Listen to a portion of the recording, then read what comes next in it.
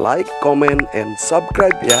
Dan jangan lupa nyalakan tombol loncengnya agar tidak ketinggalan informasi dari kami.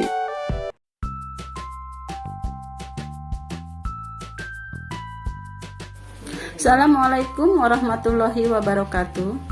Jumpa lagi dalam pembelajaran jarak jauh bersama saya Yuheni Andraheni dari SDN Kesambi Dalem 1 Kota Cirebon.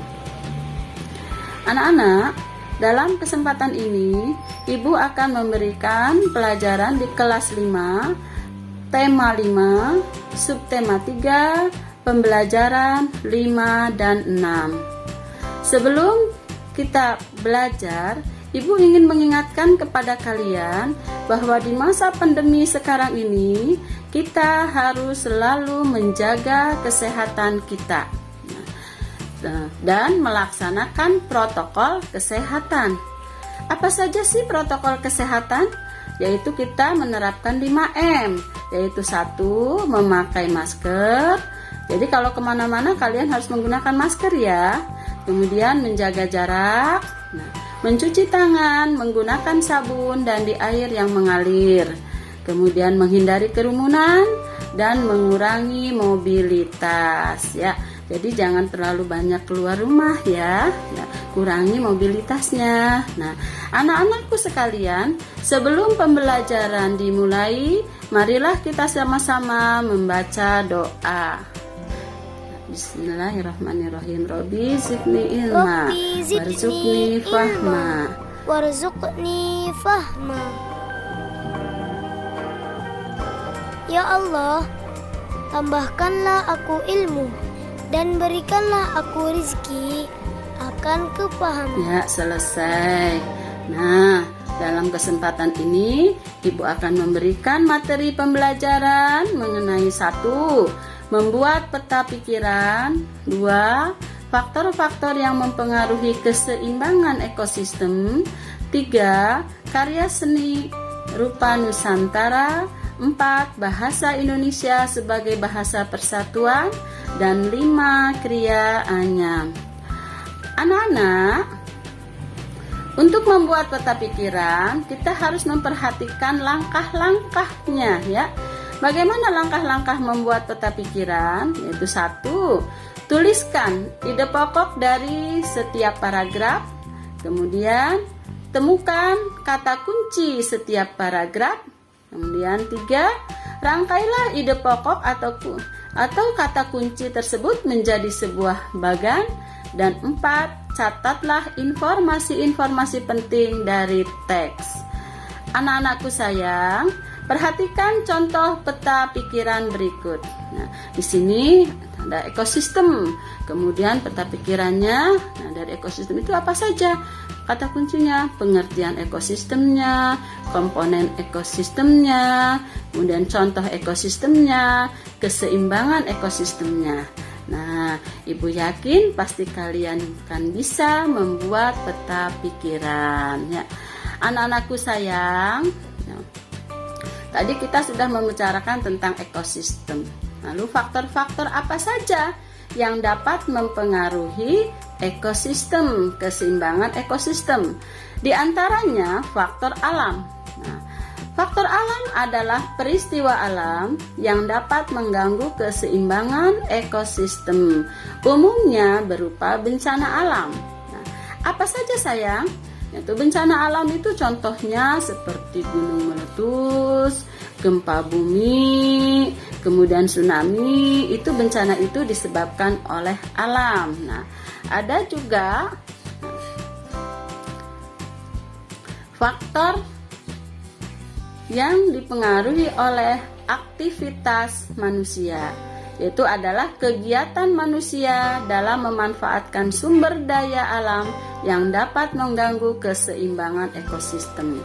Coba perhatikan pada gambar di situ. Nah, ada orang sedang memotong kayu. Apa pendapatmu mengenai aktivitas pada gambar tersebut? Nah, boleh tidak? Boleh sayang. Boleh kita menebang pohon di hutan, tetapi tidak boleh sembarangan, ya. Harus dipilih, ya. Nah, kalau kita menebang pohon sembarangan, akan mengakibatkan hutan menjadi gundul. Kalau hutan gundul akan mengakibatkan apa? Bencana. Ya, contohnya yang disebabkan oleh aktivitas manusia yaitu apa?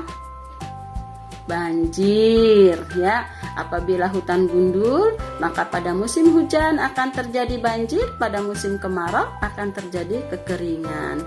Anak-anakku sayang, ya, kita ini ya, di negara kita itu kaya akan karya seni rupa Nusantaranya. Berdasarkan fungsinya, karya seni rupa dibagi menjadi dua, yaitu seni rupa murni dan terapan. Apa seni rupa murni? Seni rupa murni adalah karya seni yang dibuat untuk dinikmati keindahannya atau unsur estetikanya saja tanpa mempertimbangkan fungsinya. Misalnya di sini adalah lukisan. Lukisan itu hanya dinikmati keindahannya. Kemudian patung, kemudian keramik ya, dan ada juga karya seni rupa terapan. Karya seni rupa terapan adalah karya seni rupa yang memperhatikan fungsi dan benda seni tersebut dalam kehidupan sehari-hari. Contohnya rumah adat, ya. Kemudian senjata tradisional, ya. Kemudian seni kriya anyaman, ya. Anak-anakku, negara kita itu sangat kaya sekali, ya. Nah, anak-anak, Indonesia itu memiliki berbagai bahasa daerah. Nah, tetapi kita juga memiliki bahasa persatuan ya, sehingga kita bisa berkomunikasi dengan daerah-daerah lain. Nah, bahasa apa yang kita gunakan adalah bahasa Indonesia. Bahasa Indonesia sebagai bahasa persatuan.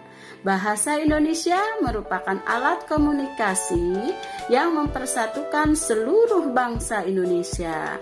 Bahasa Indonesia digunakan sebagai bahasa resmi, misalnya sekolah dan di pemerintahan. Anak-anakku, selain itu juga ya, di sekolah itu suka diajarkan tentang karya seni rupa anyaman sayang. Anyaman itu ada anyaman tunggal, adalah cara membuat anyaman yang paling sederhana. Sedangkan anyaman ganda itu lebih banyak memiliki variasi pola. Coba kita perhatikan sayang, pola anyaman itu ada pola anyaman tunggal, ada pola anyaman ganda, ada pola anyaman 3 ganda, dan ada pola anyaman kombinasi. Anak-anakku sayang, nah, kita telah mendengarkan materi pembelajaran. Nah, sebelum diakhiri, marilah kita bersama-sama mengerjakan soal-soal evaluasi.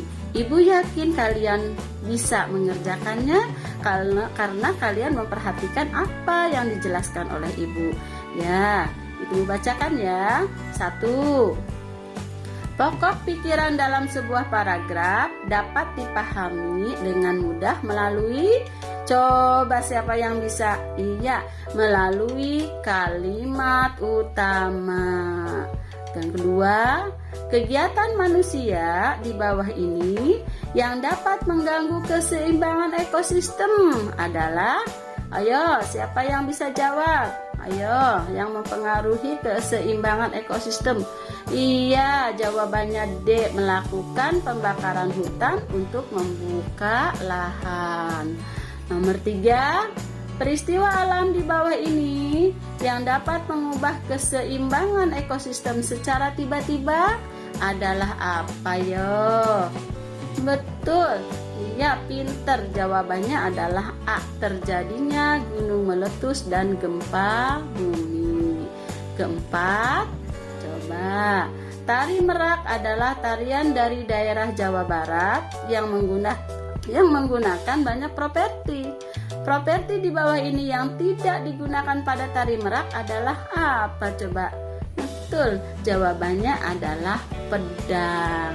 Dan yang terakhir nomor 5, salah satu manfaat jika kita selalu berusaha menjaga persatuan dan kesatuan adalah Apa manfaatnya? Sok, satukan tangannya, siapa yang bisa jawab? Iya, betul. Jawabannya adalah A. Indonesia menjadi negara yang aman dan kuat. Ya, itulah soal-soal yang Ibu berikan kepada kalian dan kalian semua bisa menjawabnya, ya. Nah, mudah-mudahan apa yang Ibu sampaikan pembelajaran hari ini, kalian dapat mengerti, ya. Tetap semangat ya sayang, tetap semangat belajarnya di rumah. Nah, Ibu akhiri pembelajaran dengan wassalamualaikum warahmatullahi wabarakatuh.